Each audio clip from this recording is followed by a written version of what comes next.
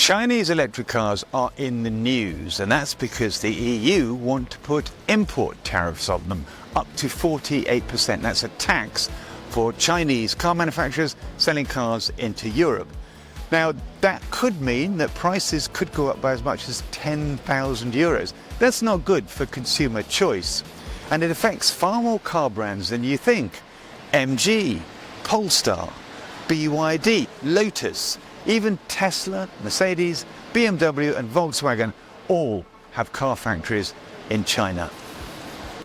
So the big question is, should we follow the EU's lead in the UK and put tariffs on Chinese EVs? Are cheaper electric cars worth fighting for? Well, look, to find out, I'm going to drive this new Chinese electric car, which is a Skywell BE11. It's a kind of Model Y Kia EV6 competitor, and I'm going to drive it to Paris.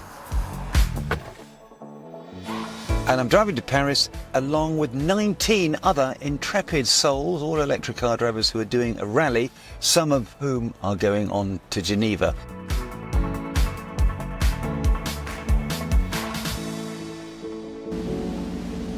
The more you think about this tariff issue on Chinese EVs, the more kind of nightmarish it gets, because on the one hand, you don't want to swamp our domestic auto industry with cheap cars from China, but you want to get consumers buying electric cars ideally less than the price of combustion cars to increase adoption. Also, you need to be able to hit all those important lofty climate and decarbonisation goals. So here's the bottom line. If we start putting tariffs on cars from China, we won't hit those targets, and you as a consumer will be denied that inexpensive electric car, and I don't think that's a good thing. Heading towards Paris on these marvellous French roads. Now, this is a journey I've done many times in other electric cars, notably a Tesla Model Y. So this is my benchmark. I'm comparing the Skywell against that, and already I can tell that the ride is better, much better. I know these roads are great, but it's less jiggly, and the steering at the straight ahead position is less vague. So in terms of kind of feel and drive quality, it's looking good. One thing I need to make clear, this is a prototype. There's only 2 of these Skywells in Europe right now. And it's so quiet. There's no rattling, rolling, squeaking, grinding, the normal thing you get with prototypes that we're all really indulgent about. It's really quiet and refined. Cabin definitely feels on the premium side. It's not Audi quite yet, but the switches feel good. There's lots of aluminium, black piano wood, nicely stitched vegan leather, and it's roomy too. I'm quite comfortable here.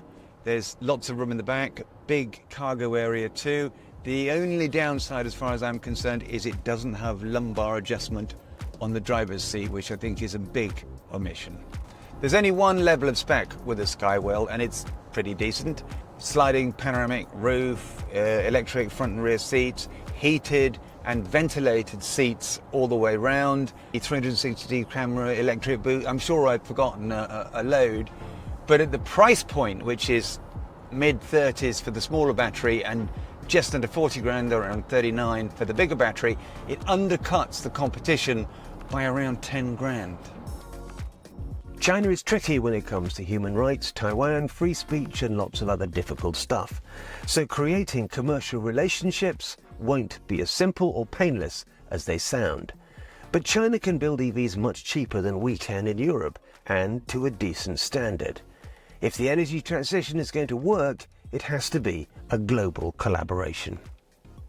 I did notice that the Skywell BE11 chomped through its battery range quicker than I expected. To be fair, it is a prototype. There were 3 people in the car with luggage, and I wasn't hanging about. We're about 60 kilometers outside Paris, and I'm just topping up here at this Fastned station, and now we will have enough juice to get properly lost in Paris.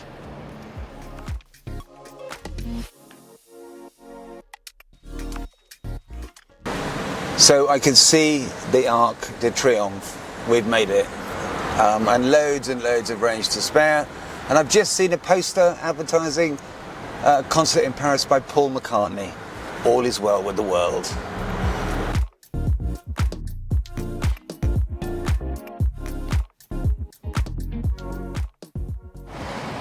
We brought the Chinese Challenger brand to Europe and it was fine. It needs finesse, it needs polish, but dynamically it's almost there. We need to watch the Chinese, we need to protect our auto industry, but consumers across Europe need cheaper electric cars, and we shouldn't have trade wars and tariffs to stop them.